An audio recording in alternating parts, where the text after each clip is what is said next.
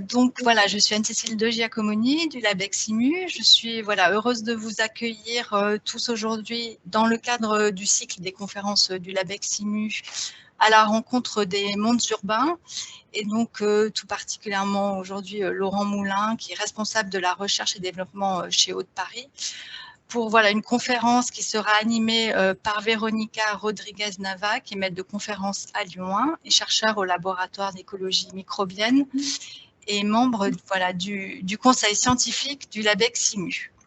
La présentation va durer entre 30 et 40 minutes pour laisser ensuite un peu de temps pour les questions. Vous pouvez poser vos questions pendant la présentation dans le chat, comme elles vous viennent. Et puis, on y reviendra à la fin de la présentation. Donc, Laurent, vous pouvez partager peut-être commencer à partager votre première page. Et puis, je laisse la parole à Véronica qui va animer cette session. Merci. Très bien. Oui, bonjour à tous. En tout cas, merci beaucoup au LabEximu, en fait, de nous donner l'opportunité de présenter cette conférence qui est le dernier webinaire de cette année sur la microbiologie urbaine.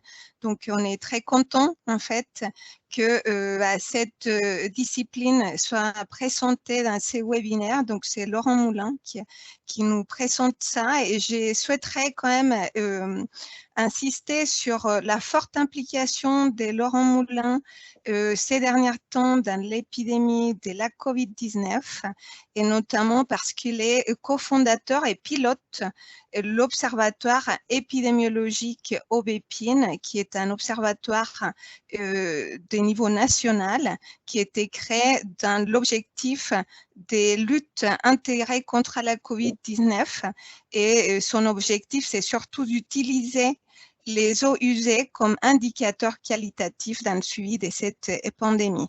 Donc, voici Laurent, on te donne la parole pour cette conférence et on te remercie beaucoup pour avoir accepté de participer. Eh ben, merci beaucoup Véronica. J'aurais préféré venir à Lyon parce que c'est toujours sympa de venir à Lyon, mais le distanciel c'est bien aussi. Alors je vais essayer de vous parler de microbiologie dans la ville, mais tropisme Haut-de-Paris oblige. Je vais surtout vous parler de la microbiologie dans la ville, mais à travers l'eau. Je vais vous présenter un peu tous les travaux que l'on a pu faire nous sur le rôle des micro-organismes au sens large dans la ville. Voilà, donc vraiment n'hésitez pas s'il y a des questions, j'aborderai à peu près tous les sujets qui nous intéressent chez nous. Voilà. Juste pour rappel, ce que je ne l'ai pas dit, Haute-Paris, c'est un établissement public qui appartient à la ville de Paris et on produit, on distribue l'eau potable pour Paris Intramuros. Alors, je ne pouvais décemment pas commencer. Si j'arrive à changer de transparence, c'est mieux. Voilà. En plus, j'entends que les gens nous rejoignent. Voilà. Donc, je ne pouvais décemment pas commencer à parler de microbiologie dans la ville sans nommer les travaux précurseurs de John Snow qui, avant même qu'on ait la théorie pasteurienne et l'explication des micro-organismes, avait déjà fait le lien entre maladie et distribution de l'eau en réalisant tout bêtement une carte entre là où les gens décédaient et il s'était aperçu que c'était centré autour de la fameuse pompe de Broad Street. Et ça a été un peu le premier épidémiologiste et c'est tombé sur l'eau potable, ce qui me va bien puisque ça justifie un peu mon tropisme à vous parler de l'eau. Il y a eu d'autres grands noms hein, qui sont fortement intéressés à l'implication de l'eau dans la transmission des maladies. Robert Koch, hein, qui en Allemagne avait démontré en 1890 l'importance d'avoir un bon traitement de filtration pour bien éliminer ou réduire le risque du choléra. En même temps, à la même époque, Paul et Garcy Frankland essayaient de développer des indicateurs de qualité de la filtration, ce qu'on pourrait plutôt relier à la flore totale. Tous ces travaux des pionniers ont amené à se dire que, on pourrait suivre la qualité de l'eau en suivant un peu le péril fécal, comme il l'écrivait, qu'ils ont décidé de suivre en suivant un peu cette bactérie qui représentait un peu la matière fécale, qui était Bacterium coli, qui est renommée plus tard Escherichia coli. Plus proche je dirais aller dire de nous, mais plutôt de moi, à Ivry-sur-Seine. Donc notre laboratoire est à Ivry-sur-Seine, qui est une grande ville collée au sud de Paris, au 13e arrondissement, ville sur laquelle il y avait une usine de production d'eau potable, la plus ancienne d'eau de Paris, mais qui était fermée en 2009 et qui est maintenant le siège du laboratoire. Dans cette ville, il y a plusieurs études épidémiologiques et notamment une étude du docteur Courget qui suivait la fièvre typhoïde et qui écrivait et essayait de démontrer par ces petits graphiques d'épidémiologie, dont on se rend compte qu'ils n'ont pas beaucoup changé depuis 1870. On a toujours le temps et le nombre de cas.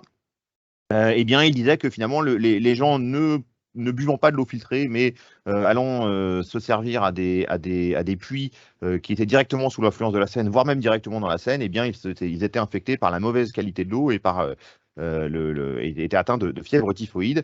Et il a fallu un temps certain pour que toutes ces maisons soient alimentées en une eau de qualité, ce qui a fortement réduit le nombre de cas de maladie. Bref, tout ça pour dire que eh bien, la qualité d'eau potable destinée à la consommation humaine, hein, comme il est dit dans le Code de la santé publique, a été un grand travail, un travail très très long, et que ça s'est bien passé parce qu'on a pu définir des indicateurs de qualité qui, je ne vais pas rentrer dans le détail, mais qui dans la réglementation sont coupés en deux parties, les références et les limites de qualité, et qui sont basés sur des indicateurs fécaux, et qui permettent de bien regarder si on est, en tout cas, si on a bien éliminé les traces de matière fécale. Néanmoins, si on prend un petit peu de recul et si on regarde un petit peu les épidémies, eh bien, on se rend compte que les choses sont plus complexes, parce que si effectivement on a bien trois groupes de micro-organismes responsables de maladies hydriques, hein, les bactéries, les parasites et les virus, au sein même des bactéries, eh bien, il y a les bactéries réellement pathogènes, dont on peut imaginer qu'elles sont effectivement liées aux traces de matière fécale, hein, Vibrio, les Clostridium. Mais il y a aussi les bactéries environnementales, dont je parlerai un petit peu après, puisque c'est un aspect très important de nos travaux, qui sont les pathogènes opportunistes, comme on pourrait dire. Les Américains les appellent les OPPP pour Opportunistic Plumbing Pathogen, les pathogènes opportunistes des réseaux d'eau, donc qui sont légionnelles, mycobactéries et Pseudomonas. Il y a bien sûr les parasites au sens strict, Cryptosporidium et Giardia, les toxoplasmes et certaines amies, mais j'en parlerai peu ou pas aujourd'hui. Et puis bien sûr les virus qui, de par les limites technologiques de suivi de ces micro-organismes, par les méthodes de culture, n'ont été décrits comme responsables d'épidémies que beaucoup plus récemment. Et on sait qu'on a probablement une sous-estimation de ce suivi, puisque même maintenant, beaucoup de laboratoires de l'eau potable n'ont pas d'outils moléculaires pour suivre ces virus, même si ça s'est un peu changé. Donc, je vais vous présenter un peu tous les travaux qu'on a pu faire sur Paris et en Île-de-France. Sur le cycle de l'eau, vous avez le grand cycle de l'eau. Alors, je crois que je peux mettre un option de pointeur laser, voilà. Vous avez le grand cycle de l'eau ici, et puis le petit cycle de la ville avec on prend de l'eau de surface ou souterraine pour en faire de l'eau potable qu'on va distribuer en ville, et puis ça va redevenir des eaux usées qu'on va remettre dans le grand cycle de l'eau. Je vais vous faire finalement le déroulé, les travaux qui nous intéressent, avec tout d'abord un travaux sur les ressources. Alors, c'est des travaux qui sont faits en collaboration dans le cadre de programmes type le Pyrène, Seine ou Eau Pure, qui permettent de travailler sur la qualité d'eau. Même si ces programmes sont assez récents, je voulais quand même signaler que à Paris, on a la chance d'avoir des équipes de recherche qui sont intéressées à la qualité d'eau depuis extrêmement longtemps.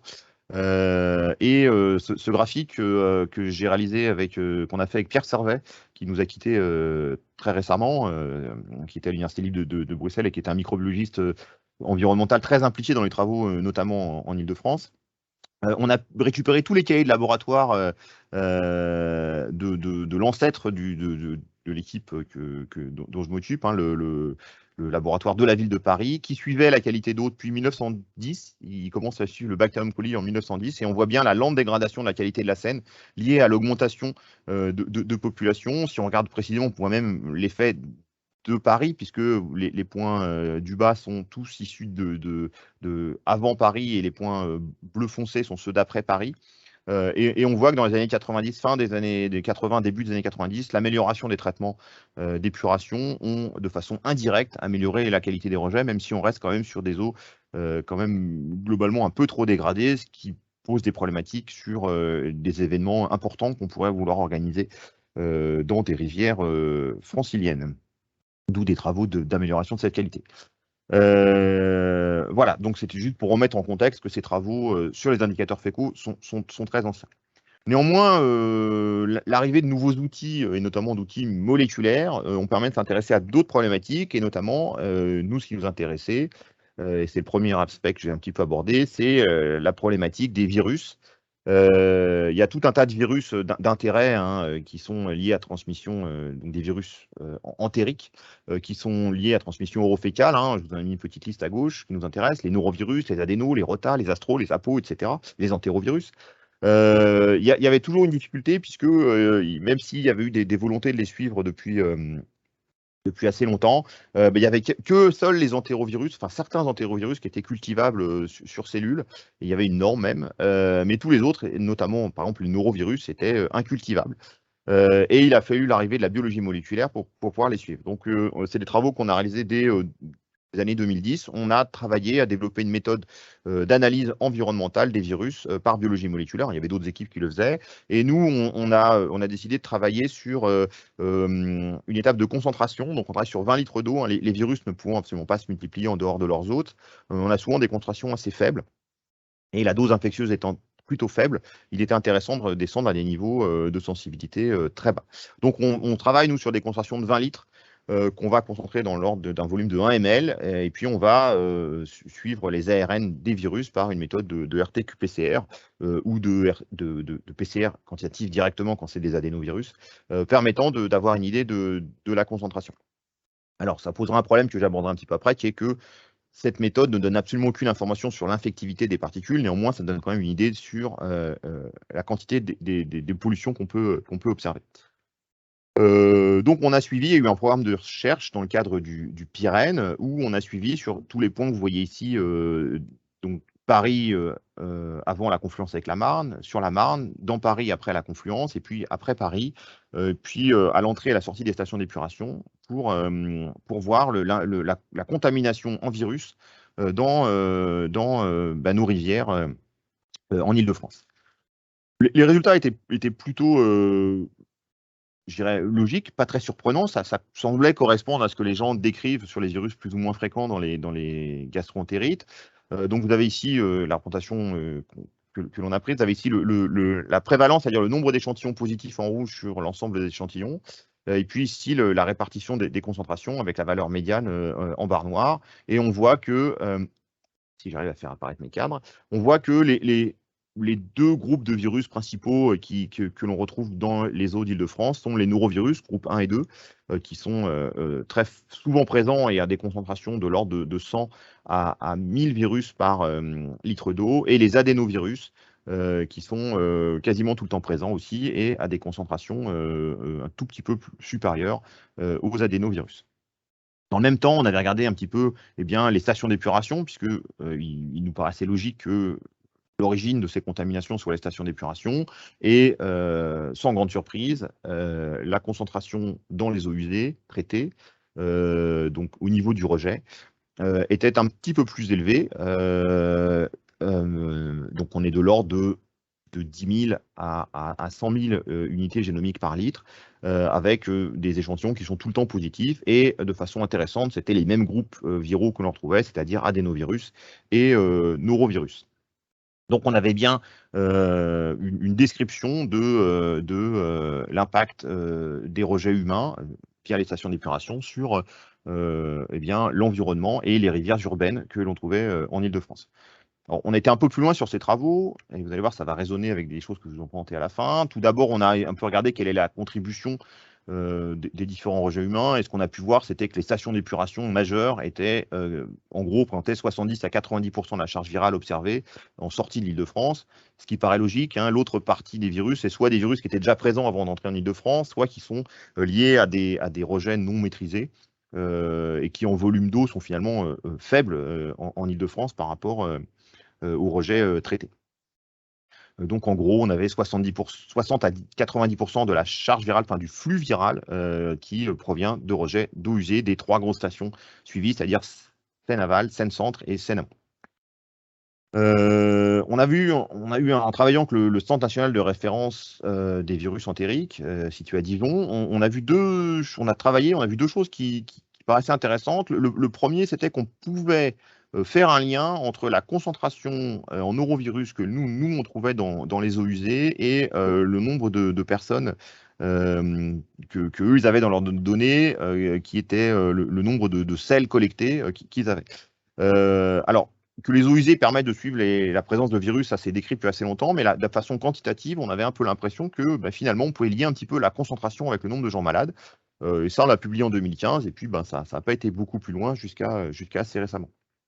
L'autre chose intéressante qu'on a pu démontrer, c'est qu'en travaillant sur les différents variants, on a séquencé les norovirus que l'on trouvait dans nos échantillons. Et ce qu'on a pu voir, c'est qu'on avait une diversité un peu différente de ce que le CNR observait dans les selles, puisqu'il y avait des groupes que eux, ils avaient très fortement, les norovirus groupe 2-4, que, sauf en hiver, étaient beaucoup moins présents dans les rejets d'eau usée, ce qui veut probablement dire plusieurs choses, soit que ces virus 2-4 sont moins résistants à l'environnement, soit peut-être que les autres lignées provoquent des symptômes plus faibles et donc sont moins souvent remontés au milieu hospitalier, donc moins souvent ramenés au CNR. Et donc ça pouvait indiquer que la circulation des virus, quand on la suit non pas par les patients mais par ce qui se passe dans l'environnement, eh bien on avait une vision qui pouvait être un peu différente et on trouvait que c'était là aussi quelque chose d'assez intéressant que l'on a pu démontrer. En tout cas indiqué. Le troisième élément, c'était que malheureusement, pour les virus, il était très difficile d'estimer la présence de virus en se basant sur les indicateurs fécaux. Vous avez ici la relation entre les indicateurs fécaux et 2 types de virus, les adénovirus et les norovirus groupe 2. Et vous avez les 2 indicateurs fécaux classiques, Escherichia coli en rouge et entérocoque en bleu. On voit qu'il y a toujours un peu moins d'entérocoque que d'Escherichia coli, mais on voit qu'on a une patatoïde qui nous fait dire que estimer la présence de virus en se basant dans les eaux de surface, en se basant sur la présence d'indicateurs fécaux, c'est quasiment impossible. Et donc, le suivi viral nécessite des outils un peu spécifiques pour pouvoir être travaillés. Voilà, donc c'était un peu les premiers travaux sur l'environnement, que j'ai un peu résumé là. On avait une forte contamination de la Seine et de la Marne, le rôle majeur joué par les stations d'épuration, l'impossibilité de prévoir la présence de virus via les indicateurs fécaux, et puis c'était le reflet de l'état sanitaire des populations. Et j'ai oublié de vous enlever la partie parasite que je n'ai pas fait pour des raisons de temps. Le deuxième aspect que je voulais aborder, c'était l'aspect traitement d'eau potable, même si je pense que c'est la partie la plus spécifique des travaux. C'est pour ça que je n'ai pas présenté trop les résultats. Déjà parce que c'est pas facile de présenter ces résultats en dehors d'eau de Paris. Non, ils sont très bons, donc il n'y a pas de souci. Non, parce qu'en fait, il y a une limite, c'est que quand on fait les travaux sur la potabilisation de l'eau, ce qui nous intéresse, c'est l'analyse du risque, que j'ai appelé ici QMRA, donc le Microbial Risk Assessment, le Quantitative Microbial Risk Assessment, l'analyse quantitative du risque microbiologique.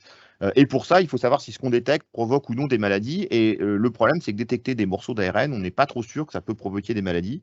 Ce qui peut provoquer des maladies, c'est détecter des virus infectieux.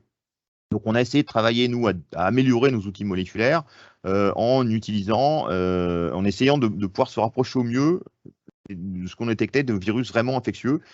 Et pour ça, on essaie de faire des travaux d'évaluation de l'intégrité des capsides virales, qui nous paraissait un bon moyen. C'est une méthode très simple. L'idée, c'est que dans l'environnement, on a probablement du vrai virus infectieux, c'est-à-dire du génome viral protégé par une capside protéique, ou du génome viral libre, ou du génome viral qui est protégé ou mal protégé par une capside déjà quasiment dégradée. Eh bien, on va juste tout bêtement rajouter dans l'échantillon, après concentration, de l'éthidione monoazide, ou du propinium monoazide, ou du PMA-XX. Enfin, il y a tout un tas de molécules développées par les chimistes moléculaires. Ces agents intercalants, ces agents azurés, vont vont interagir avec les acides nucléiques s'ils peuvent s'en approcher physiquement. Et ils ne pourront s'approcher physiquement que des acides nucléiques libres ou ceux qui sont mal protégés. Ils ne pourront pas avoir l'interaction avec des acides nucléiques qui sont eux protégés par une capside. On va rendre cette interaction définitive par un cross-linkage à la lumière, et puis ensuite on va réaliser notre extraction, et on aura dans notre échantillon deux types d'acides nucléiques, ceux qui sont en interaction avec des acides des agents intercalants, qu'on ne peut plus amplifier, et ceux qui étaient protégés, qu'eux, on pourra toujours amplifier. Et donc, dans notre système de détection, on va essayer de se rapprocher que des capsides virales intègres qui nous intéressaient. Ça marchait bien parce que c'est plutôt des virus nus qui fonctionnaient. Donc, on a essayé de regarder si sur les traitements, ça marchait bien. C'est un graphique un peu long à expliquer, mais en gros, ce qu'on peut voir, c'est que quand on travaille sur le chlore, du virus désinfecté au chlore, donc c'est la ligne bleue ici, quand on utilise de la biologie moléculaire couplée à l'usage d'un agent intercalant, eh bien, on se rapproche assez bien de la véritable efficacité de désinfection au chlore. Et donc, eh bien, les résultats sont plutôt de biologie moléculaire, peuvent être utilisés pour faire du QMRA. Mais malheureusement, ça marche moins bien pour les traitements ultraviolets qui sont quand même couramment utilisés dans l'eau potable, tout bêtement parce que ces traitements ultraviolets ne ciblent pas la capside, mais le génome directement des virus. Et donc, malgré toute notre volonté, on n'avait pas de moyen de tester l'efficacité des UV en utilisant ces agents intercalants. Donc, c'est mieux que rien, mais c'est toujours pas une méthode parfaite, et il est toujours difficile d'utiliser les outils moléculaires pour faire du management du risque. Quand on trouve rien, c'est simple. S'il n'y a rien, c'est qu'il n'y a rien, et c'est assez facile. Par contre, quand on trouve quelque chose, eh bien, c'est difficile de savoir si c'était un vrai défaut de traitement ou bien juste des traces d'acide nucléique qui restent. Voilà, ce qui nous paraissait un aspect important des outils de biologie moléculaire sur le traitement de l'eau. Le troisième aspect que je voulais aborder, en continuant à avancer dans notre cycle de l'eau dans les réseaux urbains, c'est la partie microbiologique de l'eau au sein des réseaux. Et je vais m'intéresser, à titre d'exemple, à un pathogène opportuniste qui sont les mycobactéries. Et ce qu'on a pu démontrer avec les équipes de Poitiers, c'était l'importance des amibes dans la protection de ces mycobactéries. Alors pourquoi les mycobactéries? Parce que c'est, comme je vous le disais, un des pathogènes opportunistes classiques des réseaux d'eau. Les Américains travaillent vraiment beaucoup dessus. Ils ont démontré que la transmission était quasiment tout le temps liée à un usage de l'eau mal maîtrisé ou à un déficit de nettoyage d'un pommeau de douche ou de choses comme ça. Que sur certaines populations, on était en augmentation, dans certaines populations fragiles, les populations âgées. Et puis, il y a eu 3 événements importants de contamination de personnes par des mycobactéries via l'eau potable, notamment par un cabinet d'esthétique en Paris intramuros qui nettoyait son pistolet d'injection à l'eau du robinet, qui a provoqué une quinzaine de patients infectés à mycobactéries. Donc, on suit les mycobactéries depuis, avant même mon arrivée au laboratoire d'Haute-Paris, depuis 2007. Haute-Paris suit les mycobactéries avec un système d'échantillonnage qui couvre l'ensemble des 4 UDI. Alors, pour ceux qui ne sont pas dans le domaine de l'eau potable, UDI, c'est les qualités d'eau équivalentes liées à une seule usine. Donc, à Paris, on a en gros 4 qualités d'eau différentes. Et donc, il y a des prélèvements dans ces 4 qualités d'eau alimentées elles-mêmes par 4 réservoirs. Donc, ce qu'on peut suivre, c'est que déjà, dans les réservoirs d'eau potable, il y a 40% des prélèvements qui sont positifs sur ces réservoirs. Et plus on s'éloigne du réservoir, plus les points sont positifs, ce qui est tout à fait, c'est pas spécifique au Haut-de-Paris, c'est démontré à peu près partout, et que les concentrations sont globalement pas très élevées. On est de l'ordre de 50 à 200 unités formant colonie par litre d'eau potable. C'est plus élevé en méthode moléculaire, mais je ne vais pas rentrer dans les détails. C'est probablement lié à la qualité, au caractère un peu hydrophobe des mycobactéries qui ont tendance à s'agglomérer entre elles. Même si elles vivent dans l'eau, elles ont tendance à être assez hydrophobes, ce qui est assez étonnant. Ce qu'on peut voir, c'est qu'on a un long changement depuis 2007. Donc, c'est des données que je trouve assez intéressantes à regarder. Même si on a un changement de méthode d'identification, on est passé du séquençage à l'identification par Malditoff. On voit lentement mais sûrement une sorte de colonisation et de surreprésentation de Mycobacterium lazarensii, ce qui est peut-être intéressant avec ce qu'on va démontrer juste après. Bien sûr, on peut faire d'autres travaux que de regarder uniquement la présence de ces ces mycobactéries globalement. On peut regarder sur nos points de prélèvement, est-ce que c'est lié aux différents types d'eau? Et oui, effectivement, il semblerait que certaines espèces de mycobactéries sont plutôt présentes dans les eaux souterraines et d'autres un peu moins.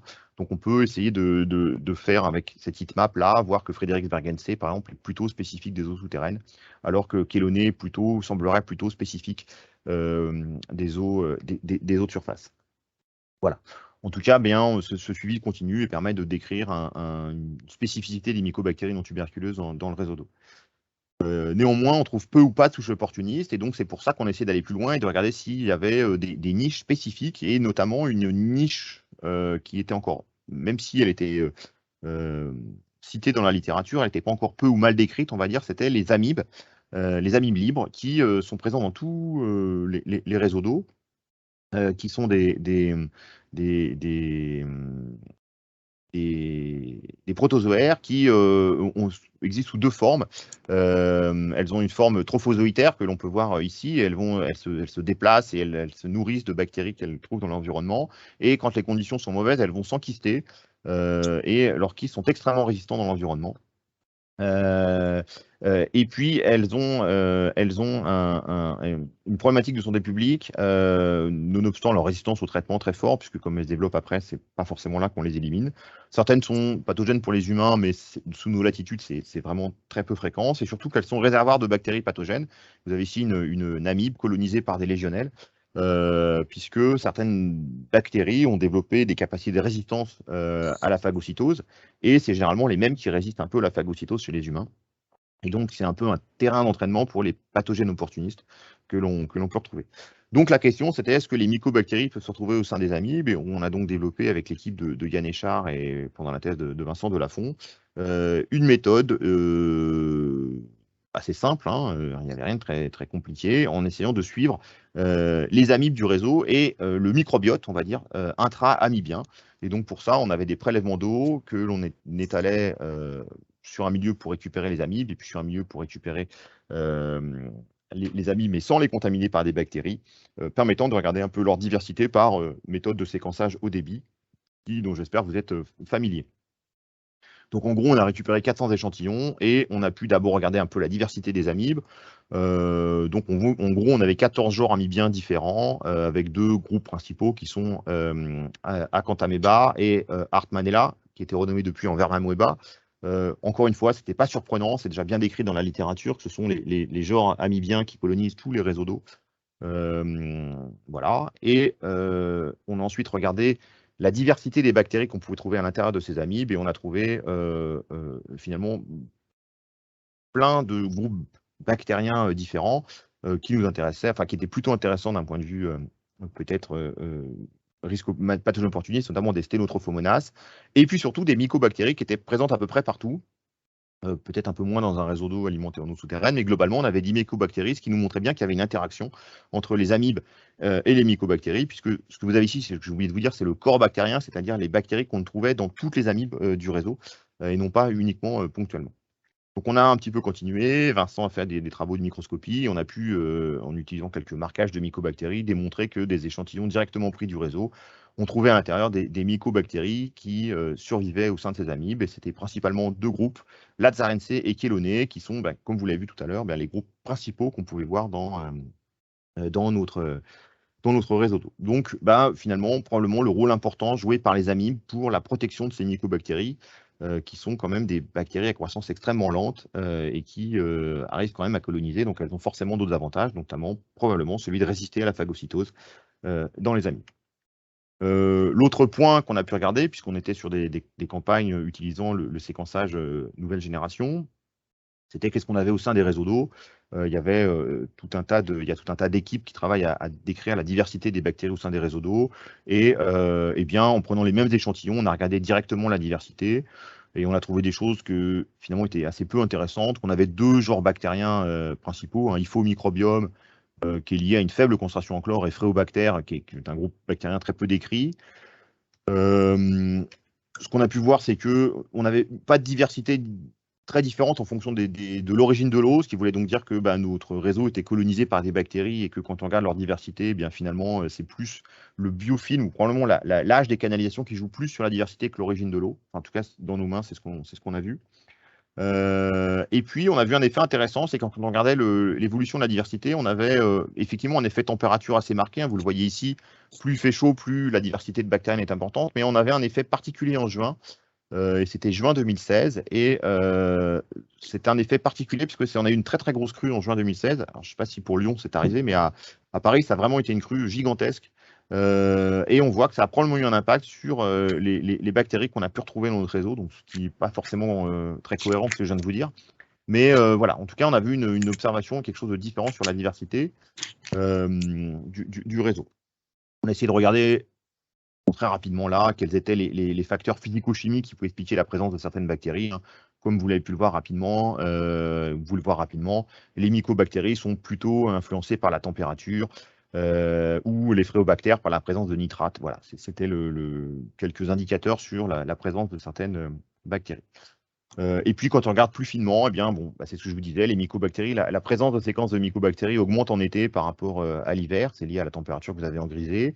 Et puis, l'effet de juin est tout à fait observable. On a vu une augmentation, par exemple, des séquences de légionnelles sur 2 mois après cette crue, et puis même des séquences qui pouvaient être corrélées à Escherichia coli, probablement parce que c'est peut-être que du génome, mais qu'on a vu disparaître juste après cet effet de crue assez importante. Voilà. Donc, pour revenir sur la diversité, on a des mycos comme dans tous les réseaux d'eau, on a peu d'espèces pathogènes. Les amibes jouent probablement un rôle assez important. Et puis, on a un microbiote comme dans tous les réseaux, avec forcément des relations entre elles qui sont assez importantes. J'en ai pas parlé là, il y a même une espèce qui a été reprise par Vincent et qui l'a décrit à Poitiers, qui est un phylum de la microbiale dark matter, c'est-à-dire la matière noire microbienne, c'est-à-dire des bactéries qui sont que décrites dans les séquençages au débit, mais qui n'avaient jamais été mis en évidence. Et il a démontré qu'il y avait une partie des amibes qui cachait cette microbiale dark matter avec un genre bactérien qui ne vivait qu'au sein des amibes.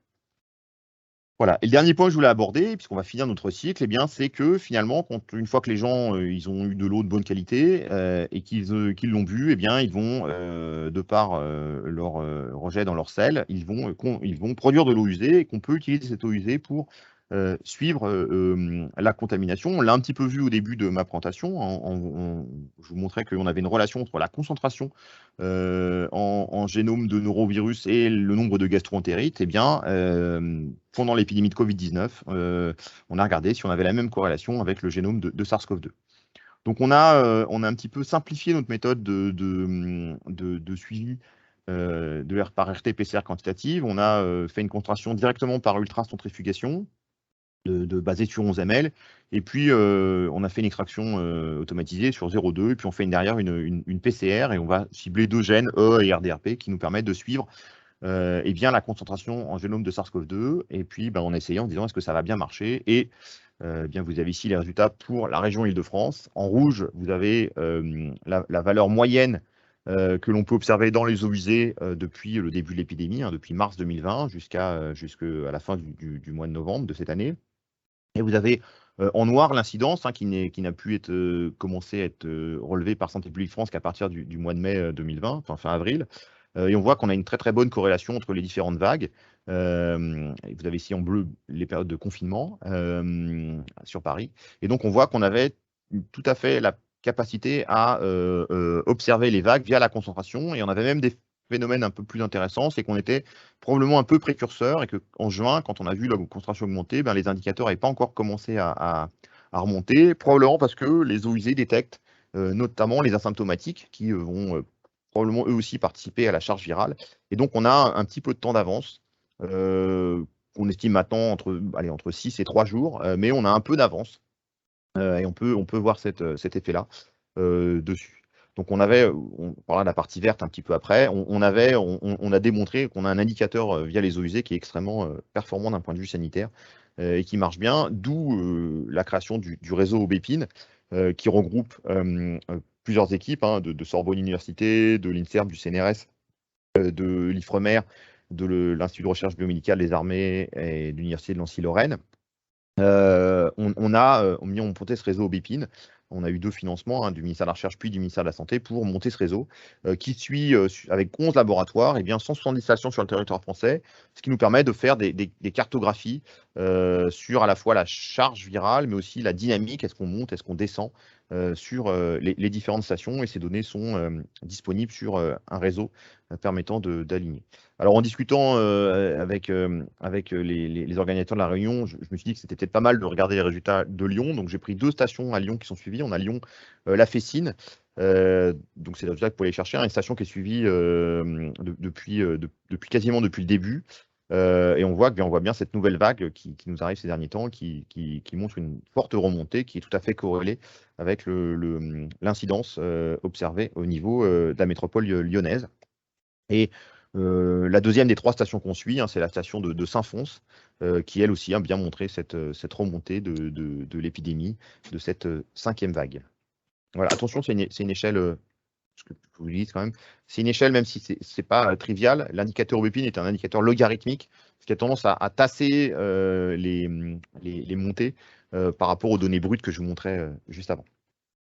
Donc sur Paris, on a aussi regardé, fait un peu de la cartographie. La ville de Paris s'intéressait à différents quartiers qui, pour tout un tas de raisons, étaient probablement avaient été estimés comme favorisant il y avait une plus grande incidence. On a placé 16 capteurs 24 heures dans des collecteurs sur Paris, nous permettant de dresser toutes les semaines une cartographie de la circulation virale.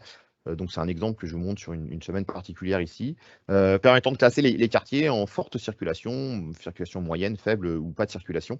Voilà, permettant aux autorités sanitaires de prendre un certain nombre de décisions, soit de dépistage, soit de promotion des gestes barrières ou de la vaccination dans ces différentes zones, ce qui nous permettait de faire ce suivi. Si je vous remets suivi en heatmap, on voit bien que les vagues se voient bien. Vous avez ici le nombre de semaines. On voit ici la 4e vague qui se voit très bien. Je n'ai pas encore mis la 5e sur ce graphique-là. Ce qui est intéressant, c'est qu'on voit des hotspots qui sont probablement liés à des clusters, et ce qui permettrait, si on avait les moyens ou l'énergie peut-être d'identifier plus facilement des zones où le virus circule, et essayer de retrouver et de mettre fin à ces clusters assez rapidement. Voilà, donc c'était un exemple de l'épidémiologie des eaux usées en milieu urbain, et qui nous semble assez parlant et réussi. Enfin, le dernier aspect de l'épidémiologie des eaux usées, c'était le suivi des variants. Vous savez qu'il y a eu le variant anglais lors de la 3e vague, le B117, qui était caractérisé par un certain nombre de mutations. Donc des gens ont se rattaché à faire un suivi via du séquençage au débit. Nous, ce qu'on a décidé de cibler, c'est plutôt des mutations spécifiques, notamment la délétion 109-110. On a développé au laboratoire une PCR ciblant cette délétion spécifique. Et on a pu regarder un peu la proportion de ce variant dans l'ensemble des séquences virales. Et ce qu'on a pu voir, c'est que la 3e vague est vraiment probablement liée à cette arrivée importante de ce variant alpha, qui a compté jusqu'à 65% des séquences qu'on observait dans les eaux usées. On a travaillé avec nos collègues de milieu hospitalier. Ils avaient exactement les mêmes proportions aux mêmes périodes. Donc, sur Paris intramuros, les gens de la PHP, on avait vraiment une très très bonne corrélation entre la proportion de variants dans les eaux usées et ce qu'on pouvait observer chez les patients à l'hôpital. Voilà, donc c'est un projet qui continue. Cette mutation, même si c'est peut-être un peu moins vrai sur le variant Omicron, est aussi présente sur le variant Omicron. Donc on a remis en place ce suivi et on a un premier suivi qui se remonte sur cette délétion d'intérêt. Voilà, donc juste quelques chiffres sur le réseau Aubépine, c'est 150, mais c'est même plus, c'est 170 stations suivies. En gros, c'est presque 20 millions d'habitants. On suit 40% de la population française. C'est analysé par maintenant 11 laboratoires. Même si beaucoup plus de laboratoires ont participé à des EIL, les eaux usées sont un environnement très complexe pour la biologie moléculaire. On a beaucoup d'inhibitions, donc c'était difficile pour les laboratoires d'y arriver du premier coup. Au 30 mars, il y avait 5500 analyses, mais on est quasiment à plus de 9000, je crois, ou même 11 000 fin de mois du mois dernier. Et ce qui est intéressant dans l'épidémie eaux usées, nonobstant son aspect précurseur, c'est aussi que le coût est quand même assez restreint, puisque le suivi de 40% de la population française revient à 250 000 € par mois, ce qui est un coût d'en gros 160 tests par jour donc c'est pas beaucoup. Voilà, c'est pour suivre le même nombre de tests, c'est 0,4 pour 1000 du coût qu'il faudrait pour suivre toutes les personnes individuellement. Voilà, et puis c'est un projet qui est tellement exposé au niveau international que l'Union européenne a recommandé dès mars 2021 que l'ensemble des États membres s'équipent d'un réseau de surveillance des eaux usées pour suivre les maladies et notamment le SARS-CoV-2. Voilà, j'en ai fini pour tous les travaux liés à l'eau en environnement urbain. Donc, je vais remercier tous les gens de l'équipe qui travaillent chez nous, nos collaborateurs de Poitiers, du CNR des mycobactéries de la Riboisière, du LIDU de Créteil sur les virus, et puis du réseau Bépine pour ces derniers travaux que je vous ai présentés et qui nous prennent beaucoup de temps ces derniers temps. Voilà, je vous remercie de votre attention. Et puis, je crois que je suis à peu près dans les temps, 40 minutes. Donc, je suis prêt à répondre à toutes les questions qui ont pu être mises ou que vous avez maintenant. Voilà. Merci beaucoup, Laurent, pour cette présentation qui était très intéressante. Là, on va passer, je vous propose qu'on passe aux questions. Donc là, vous pouvez, j'ai regardé là le chat. Donc pour l'instant, on n'a pas de questions. Donc n'hésitez pas. Si, on a une question de Rémi, oui. Ah, ouais. Une question de Rémi Lacune. Ouais. Une question sur l'utilisation d'outils de biologie moléculaire pour la caractérisation de l'efficacité des traitements des eaux usées. Rémi Lacune, INRAE. Ouais. Tu veux préciser, Rémi ou... Ouais. Donc, bonjour, merci. Moi, je travaille à INRAE sur le traitement, l'assainissement et puis la réutilisation des eaux usées traitées. Merci pour la présentation. En fait, ma question, c'est que nous, on est en train de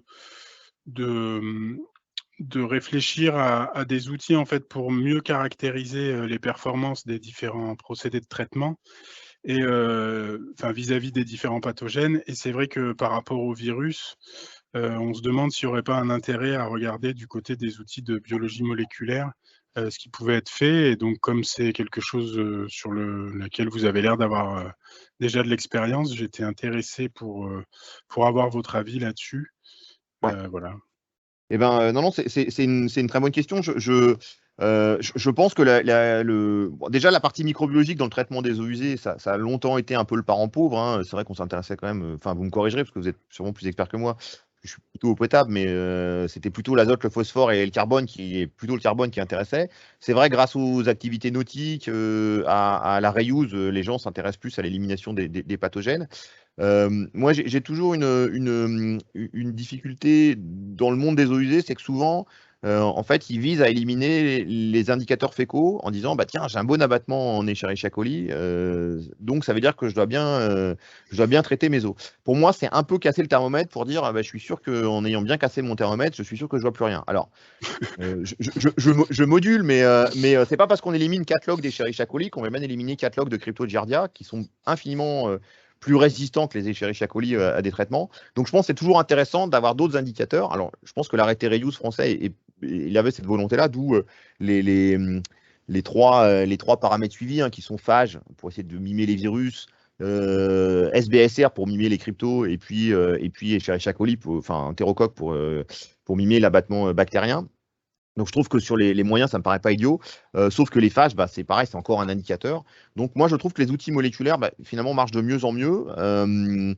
Comme on va avoir quand même une rétention, je dirais, un peu physique, ça serait logique, on ait quand même un certain abattement en génomes viraux entre l'entrée et la sortie de la station. Puis, comme j'essaie de le montrer assez rapidement, je pense qu'on a maintenant de plus en plus d'outils qui permettent de bien vérifier l'efficacité quand on a des traitements de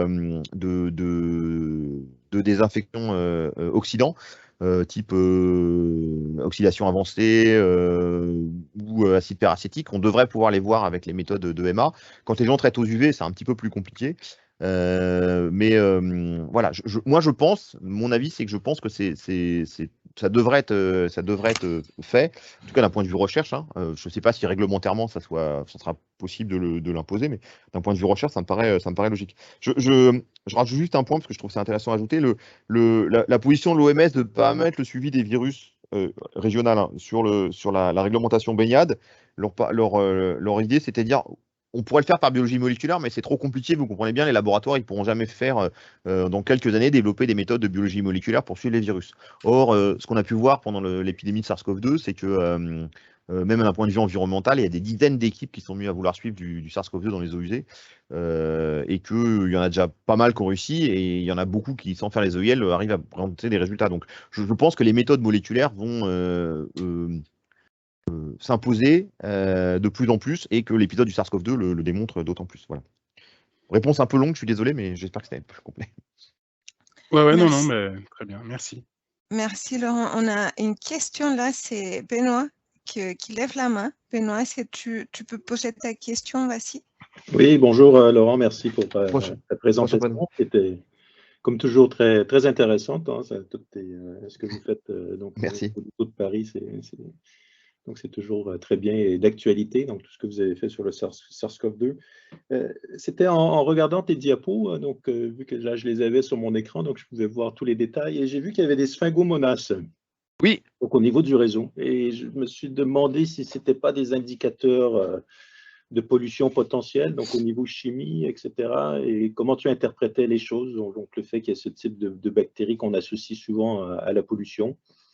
Eh ben, je ne sais pas trop. Je connais mal les sphingomonas. Alors, c'est vrai qu'on avait des sphingomonas dans notre réseau. Alors, je ne sais pas s'ils sont associés il me semblait que c'était plutôt les pollutions aux hydrocarbures, c'est ça, un truc comme ça, hein, Voilà, c'est ça, oui. Alors, j'aurais une réponse facile à donner en disant que peut-être que c'est l'origine de nos eaux qui font qu'on a eu des sphingomonas et qui développent. J'ai une réponse plus compliquée à porter pour Haute-Paris, qui est de dire qu'on a quand même des joints caoutchouc, qu'on a des revêtements qui sont très anciens dans nos tuyaux. Hein. Il faut savoir qu'à Paris, on a un réseau de distribution d'eau potable, dont certains morceaux du réseau, qui fait 1700 km², sont en fonte et ont plus de 100 ans. Donc, ils sont très anciens. Et à cette époque-là, il était probable qu'il y avait peut-être d'autres façons de produire les tuyaux. Et peut-être qu'on a eu un développement de ces bactéries-là sur cette époque-là. Mais c'est vrai qu'on n'a pas creusé plus que ça. C'est vrai que maintenant que tu me le lis, ça paraît très logique qu'on l'ait creusé plus, mais on ne l'a pas fait sur le moment. Donc peut-être qu'il y a un aspect à regarder plus en avant. D'accord, ok, merci. Est-ce que vous poursuivez ces analyses encore pour avoir des chroniques assez longues sur ces variations finalement de bactéries par ces approches métabarcoding Oui, alors on s'est équipé d'un Illumina normalement au laboratoire pour faire. Mon idée c'était de faire de façon moins intensive mais régulière du séquençage. Donc c'est ce qu'on a fait après la thèse de Johan Perrin. On a commencé à faire quelques séquençages pour continuer à accumuler de la donnée. La difficulté, c'est que le nombre de bras étant un peu limité dans la partie recherche d'Haute-Paris, on ne fait pas assez souvent à mon goût. Et ça a tendance à être la fréquence qui était déjà pas élevée devient de plus en plus faible. Donc régulièrement, je me réveille en me disant il faut absolument qu'on en fasse plus, mais c'est quelque chose de compliqué parce que la préparation des échantillons d'eau potable pour le séquençage, on a quand même finalement assez peu de bactéries. Donc il faut concentrer un peu des gros volumes, il faut concentrer 1 litre. Faut faire l'extraction, il faut faire la préparation de la banque. Voilà, donc on a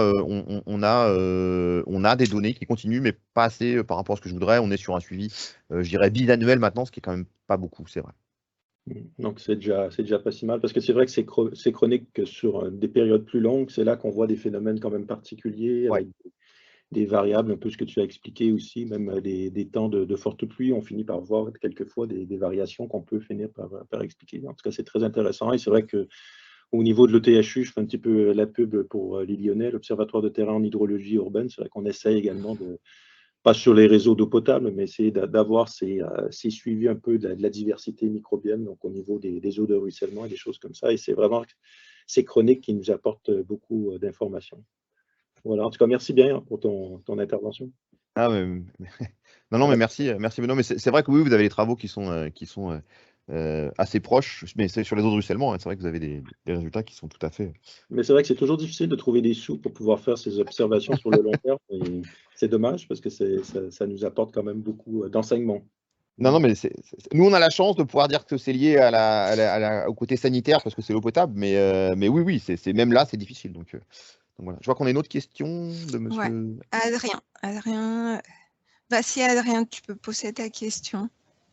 Oui, bonjour Laurent, merci pour la présentation.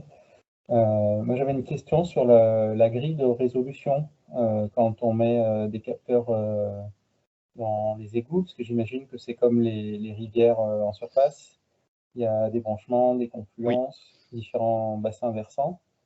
Et donc, une première partie, c'est quoi la résolution? Et la seconde partie de ma question, c'est finalement le bassin de population en surface, il se déplace, surtout à Paris, avec des gens pendant des mouvements pendulaires pour aller travailler. Est-ce qu'on peut du coup estimer ce qui est dû à l'apport des gens qui habitent vraiment dans le bassin et des gens qui ne font que transiter? Alors, très bonne question. Sur là où on les a mis, c'est vrai qu'on pourrait définir une espèce d'indice de Strahler du réseau. Alors, je ne sais pas où. Alors, c'est un travail qui a été fait en collaboration avec bien sûr les services techniques de la ville. L'idée, c'était. Alors, on a des zones très différentes. On a certains collecteurs qui couvrent plusieurs centaines de milliers de personnes. Et on a des endroits où on est de l'ordre de la dizaine de milliers. On descend pas beaucoup plus bas.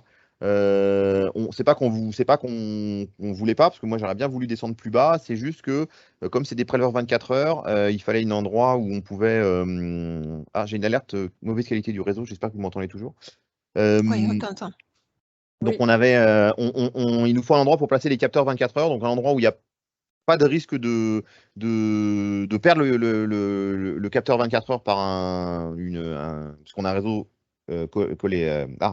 Non séparatif, donc un réseau unitaire, pour pas que les événements pluvieux qui nous fassent perdre nos capteurs, et puis qu'on a accès à l'électricité pour pouvoir l'alimenter. Donc, enfin, nos capteurs intégratifs, nos préleveurs 24 heures, merci, je vais y arriver. Donc le choix était un peu basé sur les endroits où on pouvait les placer. L'idée, c'était de couvrir des quartiers spécifiques. Et donc, le choix était plus dicté par les quartiers qu'on voulait suivre, même si des fois la zone est un peu plus grande, ça pouvait être voir. Sur la deuxième aspect de la question, alors, c'est extrêmement difficile à Paris. Dans l'équipe là de Aubépine, il y a une partie de mathématiciens qui est très importante. Qui a beaucoup travaillé là-dessus, notamment sur les mouvements de population. Donc, on essaie d'avoir les données de téléphonie mobile. Enfin, ils ont essayé d'avoir les données de téléphonie mobile pour voir un peu le. Excusez-moi, je raccroche. Hop, pour essayer de regarder les mouvements de population, mais ils les ont pas obtenus. Donc, on est effectivement sensible à ça. Ce qui nous a un peu rassuré, je dirais, c'est quand on a essayé de travailler. Enfin, il y a des gens qui voulaient beaucoup travailler sur les écoles ou les lycées, et donc au départ, on trouvait que c'était une bonne idée, mais avoir travaillé un petit peu avec des sociologies, c'est vrai que de temps en temps, et avec Benoît, on avait écrit juste avant l'épidémie que c'est important de travailler aussi avec les sociologues et les gens qui font ça. Il y a pas mal d'études de sociologie qui sont assez amusantes.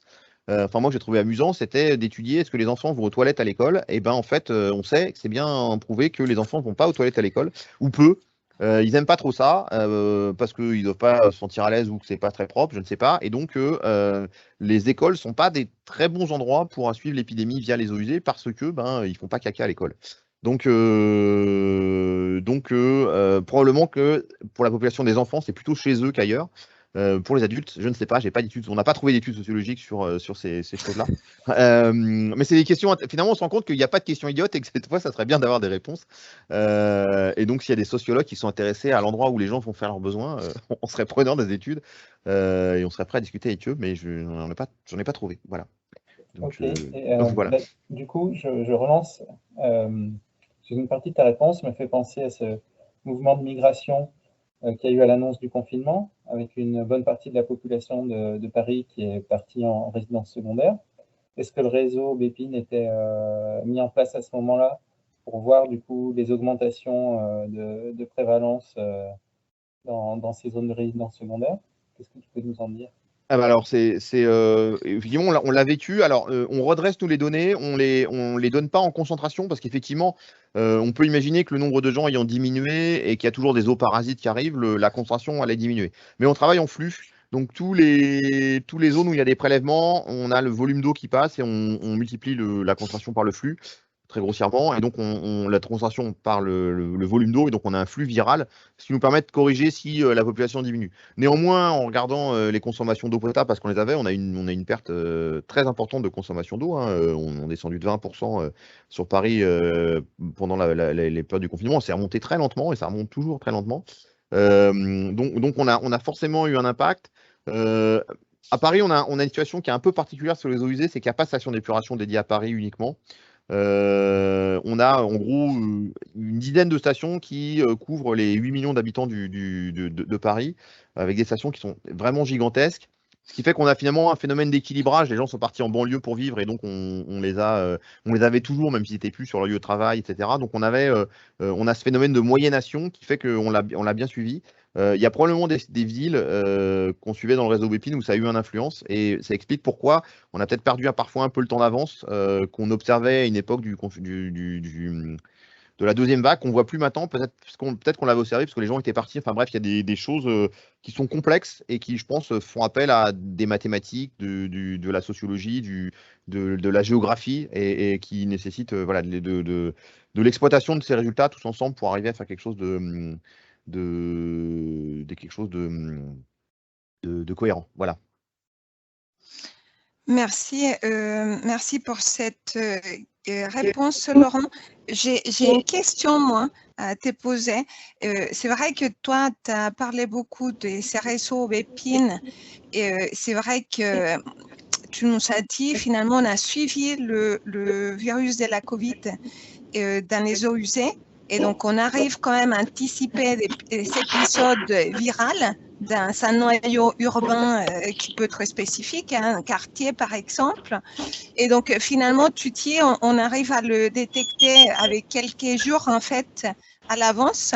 Est-ce que dans ces environnements où vous êtes arrivé quand même à les détecter à l'avance, quelles sont les mesures qui ont été mises en place qui aident finalement pour montrer l'importance de ces suivis dans les eaux usées?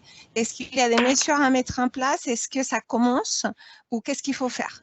Alors, l'usage de nos données, ça c'est très compliqué. Nous, on les transfère aux autorités sanitaires, notamment les ARS et Santé publique France. Alors, je crois, sans être sans cacher de secret de polichinelle, que Santé publique France n'est pas très fan du suivi de l'épidémiologie des eaux usées. Les ARS, ça dépendait des endroits. Il y a les ARS qui étaient très preneux. Ça leur permettait d'avoir un indicateur supplémentaire. Ils pouvaient voir, excusez-moi, je parle plus très bien. Ils observaient une augmentation des indicateurs sanitaires qui était corrélée avec ce que nous on avait dit quelques jours avant. Donc finalement c'est une preuve supplémentaire qu'il se passe quelque chose, donc ils étaient contents. Les gens des dom-tom observaient une fluctuation très importante du nombre de tests en fonction des week-ends ou des jours de vacances, donc ils étaient contents d'avoir un indicateur qui lui est indépendant de ça, il reste stable dans le temps et on n'est pas dépendant d'un jour de Noël, d'un jour férié qui tombe un mardi et donc les gens vont prendre le pont, etc. Donc ça leur permettait d'avoir des données.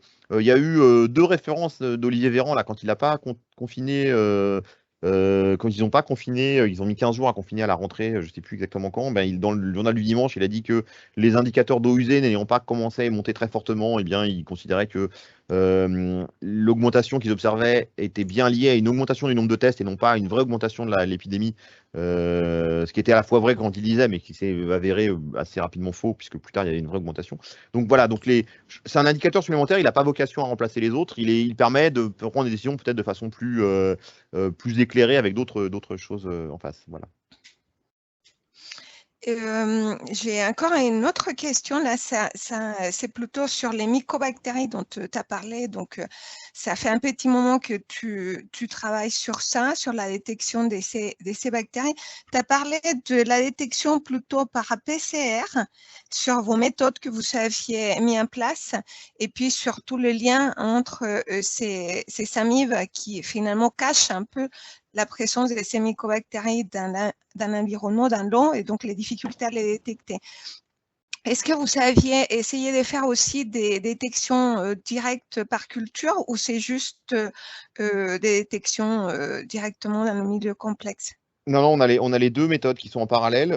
Toutes les méthodes de diversité que je vous ai montrées, c'est après culture. Donc, en fait, je ne l'ai pas dit, mais j'aurais dû le dire, d'ailleurs, c'est important. Ce qu'on observe sur l'évolution de l'augmentation des Lazarense, par exemple, c'est lié aux mycobactéries qu'on isole. La problématique de l'isolement des mycobactéries, hein, comme je ne sais pas si les gens sont familiers des mycobactéries, c'est que c'est des bactéries à croissance lente. Et il y a 2 groupes de mycobactéries, il y a les croissances lentes et les croissances rapides. Alors les croissances lentes, c'est plus de 15 jours pour avoir des colonies, donc globalement là, c'est compliqué parce qu'il faut bien avoir traité tes flores interférentes. Mais même les croissances rapides, c'est quand même parfois plusieurs jours. Et donc, les flores interférantes ont tendance à venir contaminer la boîte. Donc, on utilise, nous, on essaie de normaliser ça avec le CNR depuis au moins 3 ans, mais c'est un peu de notre faute, on n'est pas très rapide. Pour utiliser, on utilise le CPC comme méthode de traitement de l'échantillon avant étalement sur boîte, ce qui permet d'avoir un aspect quantitatif plus ou moins et surtout de ne pas trop perdre de bactéries par la flore interférente. Donc on utilise la méthode de culture en parallèle de la méthode de PCR. Et pour la méthode de PCR, on a développé, alors c'est une petite histoire que je ne vais pas raconter, mais qui était rigolote, pendant un test de Nicolas Radomski, on a développé une PCR spécifique, on a développé avec des bioinformaticiens, on a cherché des gènes spécifiques de myco, mais qui n'étaient pas présents dans les bactéries d'espèces proches. Et on a trouvé un gène qui s'appelait ATPE, et qui en même temps était la cible d'un nouvel antimicrobactérien qui était traité. Et donc on cible ce gène qui est très spécifique des mycobactéries, qui permet d'avoir une PCR vraiment sans faux positif, quoi. Vraiment, on a une PCR qui est très très jolie. Si un jour vous voulez suivre les mycobactéries, je vous la conseille. Je trouve qu'elle est vraiment bien. Donc voilà. Ok, très bien. Merci beaucoup, Laurent. Là, on arrive à la fin de notre conférence. Je vois que Benoît, il a la main levée là. Est-ce qu'on a encore quelques minutes ou est-ce qu'il faudrait qu'on finisse? On peut prendre encore une question. Benoît, si tu veux poser ta question, vas-y. La question sera courte. Hein, c'était un volet un peu... c'était vis-à-vis de cette problématique des ADN libres que tu as évoquée, oui. Donc leur gestion, etc. Et je me demandais jusqu'où vous étiez allé donc, dans la gestion de ce problème-là en regardant ces études de diversité, donc analyse des communautés, métabarcoding. Est-ce que vous faites quelque chose de particulier? Donc, pour vous assurer que vous êtes sur des formes. Non. Vous utilisez l'EMA ou pas? Eh ben, je voudrais le faire. C'est un projet qui me tient à cœur depuis un peu longtemps en disant qu'on a fait la diversité en étant dépendant des ADN libres. Et je pense que c'est pour ça qu'en 2016, on a vu l'augmentation des Escherichia coli, par exemple, puisque les stations d'épuration étaient en clarifluctuation et donc elles devaient rejeter des quantités d'Escherichia coli. Enfin, on le sait, très important dans les eaux de surface. Nos stations, on les traite plutôt bien parce qu'on a des UV, du chlore et de l'ozone. Donc, on a un traitement multivariate. J'ai vraiment aucun doute qu'au moins les Escherichia coli sont sûrs qu'ils ne passent pas. Néanmoins, vu les charges, je pense qu'il devait pouvoir l'ADN qui doit pouvoir passer. Puis, vu qu'on a une PCR qui fait 300 paires de bases, j'imagine qu'on doit pouvoir avoir des petits bouts qui collent dessus. J'aurais voulu, j'aimerais coupler l'EMA avec le séquençage au débit, mais on l'a encore jamais fait. On a fait une méthode, mais on n'a rien trouvé derrière, donc c'était un peu une erreur technique. Depuis, voilà, je voudrais le faire, mais on l'a pas fait. Donc, si quelqu'un a un protocole écrit, je le prends et je l'applique direct, je serais très heureux. C'était une curiosité. Je pense qu'effectivement, il faut évoluer probablement vers ce type d'approche. Pour éviter des mauvaises interprétations. Oui, je pense que ça explique pourquoi, je pense qu'il y a une époque, enfin, je me rappelle, où les gens dans les stations d'épuration, il y avait des équipes chinoises qui trouvaient tout un tas de pathogènes ultra graves, mais je pense que c'est aussi lié à, à tout ça, qui est un peu compliqué à faire. Il y a le génotypage, l'assignement taxonomique, mais aussi les ADN libres qui doivent un peu gêner tout ça. D'accord, ok, merci bien. Je crois qu'il y avait merci Benoît. Il y avait une autre question de Monsieur Meignier, mais je crois que j'ai vu lever la main ou c'est peut-être une erreur, je ne sais pas, je dis peut-être une bêtise. Adrien, non, c'était moi, c'est moi. Adrien, il a déjà posé. Ah d'accord, je n'avais pas d'autres questions, merci. D'accord, pardon, excusez-moi alors. Bon, écoute Laurent, on arrive à la fin de cette conférence. Je voudrais remercier beaucoup tous les participants pour l'intérêt à cette conférence. Et surtout pour ces débats qui étaient très riches et très intéressants sur ces domaines qui nous intéressent effectivement aux Lyonnais, hein, Benoît qui pilote pas mal de travaux sur la détection des pathogènes sur les eaux usées aussi et sur notamment les eaux des ruissellements et donc depuis un certain temps. Merci beaucoup aussi à toute l'équipe du LabEximu pour avoir mis en œuvre tout ça pour que ces webinaires soient possibles. Et surtout, un grand merci à Laurent qui a accepté de faire cette présentation qui est très intéressant. Et puis, je vous rappelle que demain à 9h, il y a la journée IMU. Donc, vous êtes tous invités. Jeudi à tous. Jeudi, pardon, ouais. Jeudi, c'est la journée émue dès 9h, c'est ça, Anne-Cécile? Oui, à 9h, oui. Ouais, à 9h. Donc, vous êtes tous invités. Et puis, écoutez, merci beaucoup encore à tous. Merci de l'invitation, merci aux discussions. Et puis, n'hésitez pas par mail, je suis disponible. À bientôt, Benoît. Salut, à la prochaine. Merci bien. À bientôt. Au revoir.